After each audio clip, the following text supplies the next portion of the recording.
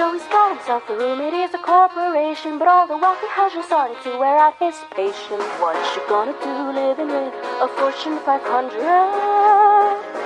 But nobody was making games for vending machines, so they showed him Astro Bot and he couldn't believe. It was hip, it was cool, it was hot, that's how he got Astro Bot. Who would have guessed that the game he described was just exactly what the doctor prescribed? Now Joey finds it silent, watch out, X-Bot. Now the game is actually smiling, let's go Sony. He's the little bundler when everyone's all drab and pale. The stock is off the charts, gamers up high.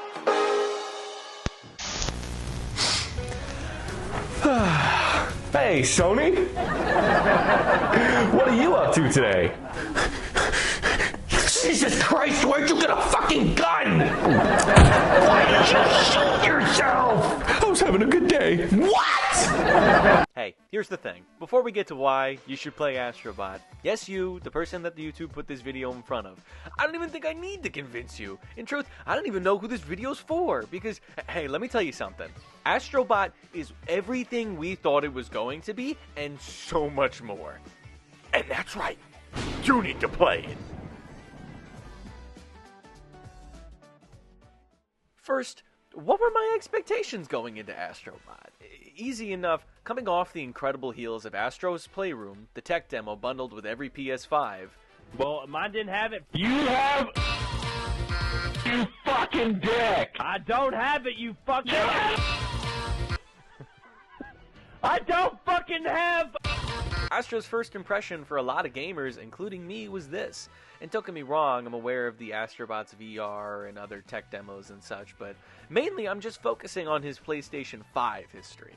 And, whew, full of love, chock full of cameos, enough for me to soy jack out while playing. If you still haven't, really, even with Astrobot out currently, you should play Astro's Playroom. Right now! Right now! But, actually, I'm going to use my authority as the proud owner of a Parappa the Rapper toaster to tell you it's required reading. So, yeah, suck on that. It functions like a prequel in a sense, you know? That being said, here's what I was expecting out of Astro Bot in my first video back in July. It's total member berries, dude. And I honestly hope cheap cameos like them can stay in the background and let the incredible quality of Astro Bot's game and sound design stand on its own. With that being said, I think that Astro Bot is the game Sony needs right now for its pathetic lineup of family-friendly games. And well, boy was I was given everything I could have hoped for and more. And also, you know what? Let me take a step back real quick because I've never introduced myself before. Hi there, my name is Joey. I'm a longtime collector of video games, and I just got done 100% completing Astro Bot over on my YouTube and Twitch. And here's my full review of Astro Bot. The happiest funeral I've ever been to. And my grandfather's was pretty tight. Astro Bot is a 3D platformer released exclusively for the PlayStation 5 on September 6th, 2024. Developed by Team Asobi, an in-house studio based in Tokyo known entirely for the Astro Bot IP. The game follows Astro Bot and his sentient spaceship, a flying PS5, idling gently through space with the rest of his crew when the bad guy from the Jimmy Neutron movie decides to scalp your spaceship for double the profit on eBay, scattering your crew of recognizable Sony IP and other miscellaneous white people into the cosmos, and leaving you stranded on a deserted planet called the Crash Site. Your mission is devilishly simple. Defeat the aliens' 4 evil robot X's and take your PS5 to the iPhone repair kiosk at your local mall to get it fixed so you can go back to staring at the home screen for 3 hours before using it as a PlayStation 4. Simple as that. 4 worlds, boss at the end, and a secret world full of extra unlockable levels for those who care. And boy, is that Astro Bot's special sauce, making you care. It's weird to talk about a first-person Sony IP and wrap up the narrative in less than a paragraph, right?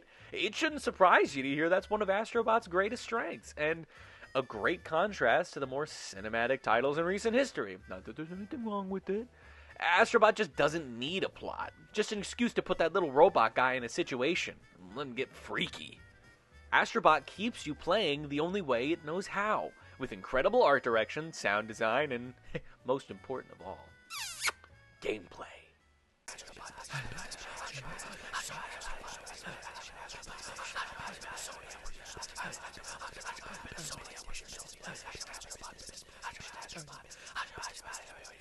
Miyamoto-san, I still don't know what made you come to us in the first place, but thank you so much for helping us make Astro Bot. Astro Bot? I thought we were making Super Mario Galaxy 3. Where the fuck am I? Where the fuck am I? Astro Bot is nothing short of a fucking miracle to play. It really feels like what a AAA 3D platformer should. It effortlessly communicates to the player its controls with an incredibly economical kit. And what do I mean? Astro Bot only has 2 moves: jumping and smacking. The way they're used, however, gets more mileage than my fucking Ford F-150. Astro has the standard jump, but jumping again in midair lets you shoot lasers out of your feet, doubling as both an extra hover and even an attack. Where Team Asobi goes even further with it is by letting you extend your jump by just a small fraction by combining the jump, hover, and attacking in midair. Similar to the SpongeBob games Heavy Iron Studio made back in the day, if you remember. Yeah, you remember. That stuff was the shit. Pulling these off feels nothing short of heavenly in practice. And even if Astro's moveset was the only thing they pulled off well here, I would still be praising it to high heavens.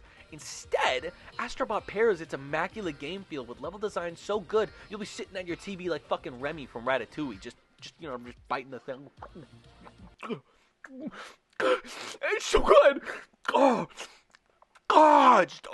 Like I said before, Astro Bot has 5 distinct worlds, 6 including the secret level hub, with only 4 to 5, maybe like 6 levels in each world on average. And even if you're just blazing through the game like some killjoy, you're still looking at some of the tightest, most creative level design on this side of the pond in recent memory.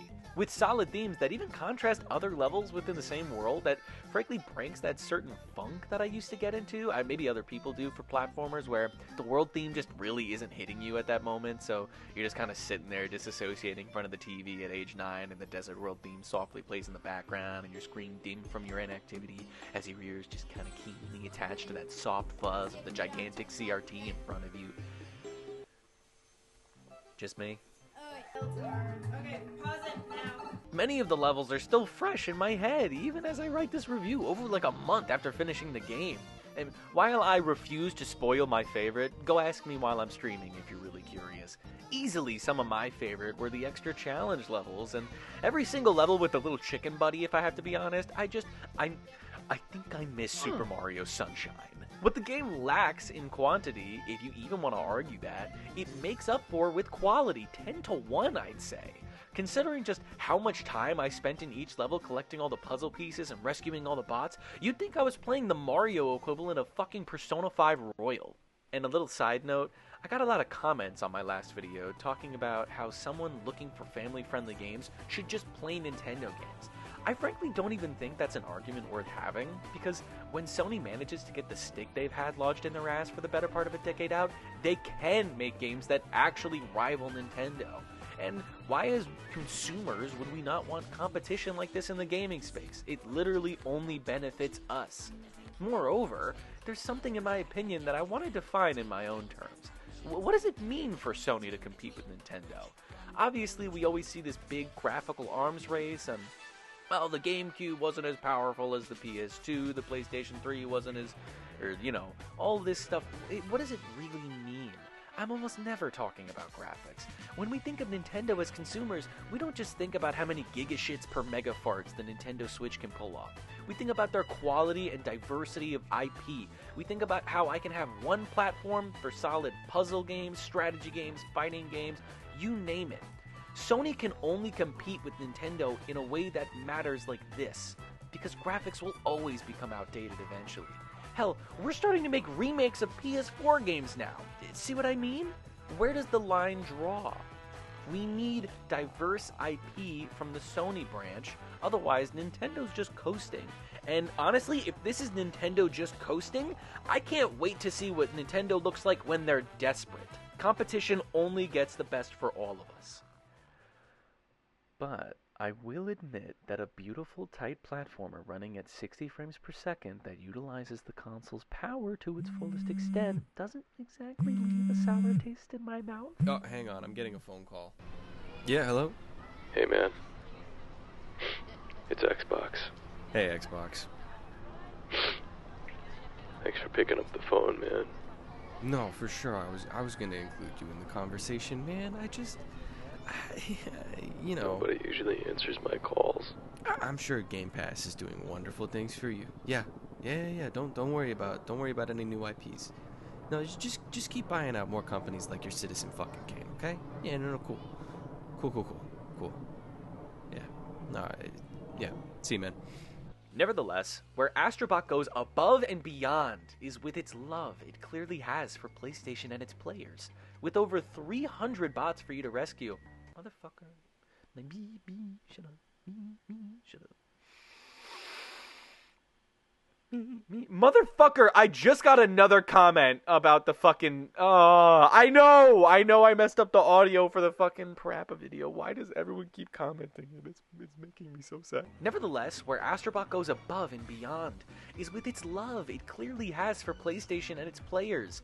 With over 300 bots for you to rescue, and a little over 170 of them being characters from not just PlayStation, but even characters just tangentially related to the history of PlayStation, like... Is that fucking Mad Maestro? From Mad Maestro? The fucking PlayStation 2 game released exactly 1 month after the 9/11 terrorist attack? Mad Maestro? And this game is full of little love notes like that. Even I was shocked to see who they got for myself. And if you thought that was all, that's because I'm keeping the biggest surprise the game had for myself. And I'm gonna keep gatekeeping it. Go out and buy the game yourself to see what happens at the end of each world. If you didn't already get spoiled. I know we live in a pretty shitty internet climate.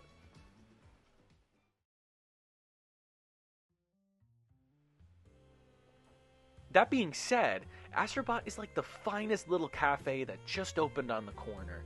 The owner has been passionately honing his craft for years, finally got enough experience to open up his own beautiful little bakery. And even though they only have 5 things on the menu, it's the best dessert shop in the state. Of course, if the property was just put on the market because someone got murdered in it. So look, I've already said my piece on the soulless vacuum left by the absence of family-friendly titles in Sony's lineup. I'm not going to repeat myself too hard here, and if you're really that curious, you can just watch my first video I made on Astro Bot before it released. Clearly, Astro Bot wants to hold your hand through PlayStation's storied past of generation-defining IP. But where Astro Bot tries to show you history, it's not hard to see a graveyard. And sadly, the crash site ends up feeling like nothing more than the island of misfit toys. Japan Studio, a developer studio created in 1999, was one of the earliest development studios working at Sony Entertainment. Without them, we wouldn't have Team Ico, or Gravity Rush, or Patapon, and so many more beautiful and creative first-party Sony titles. Even more, their influence reaches far past those games alone, inspiring games like Dark Souls, The Last of Us, and even lending a hand to Sucker Punch's Ghost of Tsushima. Hell, we wouldn't have Final Fantasy VII or Metal Gear Solid without them. Needless to say, PlayStation's Japan studio was a paragon of creativity in gaming's history books, which is why it's not a hard argument to say Sony's decision to close the studio caused one of the biggest shifts in the company's future as a whole, and sadly, it wasn't for the better. At the end of the day, PlayStation's a business, and when they saw a pattern of investing increasing amounts of money into Santa Monica Studios and Naughty Dog leading to these prestige AAA games like God of War 2018, it's easy to see how a studio more befitting to smaller scopes and budgets and more experimental titles would end up getting the axe. Because business is often the antithesis of art. As of writing this, it's around the end of September, beginning of October 2024. Public perception of Sony is at like an all-time low. We went from Astro Bot to the embarrassing PS5 Pro with stands and disk drives sold separately. Sony executives saying they have no IP to Horizon PS4 remasters on the PS5 and so on and so forth. Hey, Editing Joey here. I forgot fucking Concord. Concord was such hot ass, I forgot to write it in my script of Sony failures. Jesus fucking Christ. So, what am I getting at? First, Sony's future is a bleak one. But I have hope. Hope in things like Astro Bot. And one day, we'll be able to remove Astro Bot from the horrible context of his release and appreciate just how much love and creativity and passion went into its creation. Not whether or not it was a celebration that was even worth having.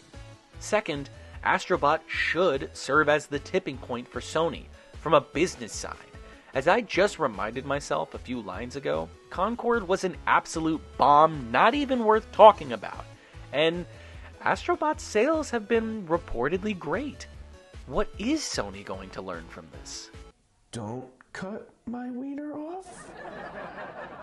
Yeah, definitely don't do that. But also, maybe when the budget for your games isn't in the fucking hundreds of millions, you can make a little bit of money back on your games. And look, this is me. This is me with a gun to my head. So I'll give a small amount of praise to Horizon and say that LEGO Horizon is a good, surprisingly fresh take on the LEGO genre. Am I going to play it? Probably not. I don't really care. More of that, though. Except less of that. And a lot less of that. That's crazy, bro. Someone finally said it. Finally, someone said it, and I've been waiting for somebody to say it. Leah, you were the first. I'm so serious. Leah, congratulations. Skelly, pin that fucking comment. This is the one that I've been waiting for somebody to say, so I don't seem like the crazy one for fucking saying it. But this game is animated like fucking Food Fight. And all of the human characters, especially the girl, look like a fucking Food Fight character. The fucking purple girl literally looks and acts like the evil girl that sings the Canadian national anthem from Food Fight. What the So here we are, Chairman. Astro Bot managed to stick the landing, keep the cameos tasteful and non-intrusive, all while showing love to all the right people and places. With DLC on the way that I really don't feel needs to be talked about, Astro Bot does one thing, and it's help us remember that less is more. And it will live on in my heart by the legendary moniker of the first PlayStation 5 game. And if you're wondering, yes, I take back what I said, and I do accept Astro Bot into my heart as Sony's mascot now. I'm sorry, little buddy. I was unfamiliar with your unparalleled sauce.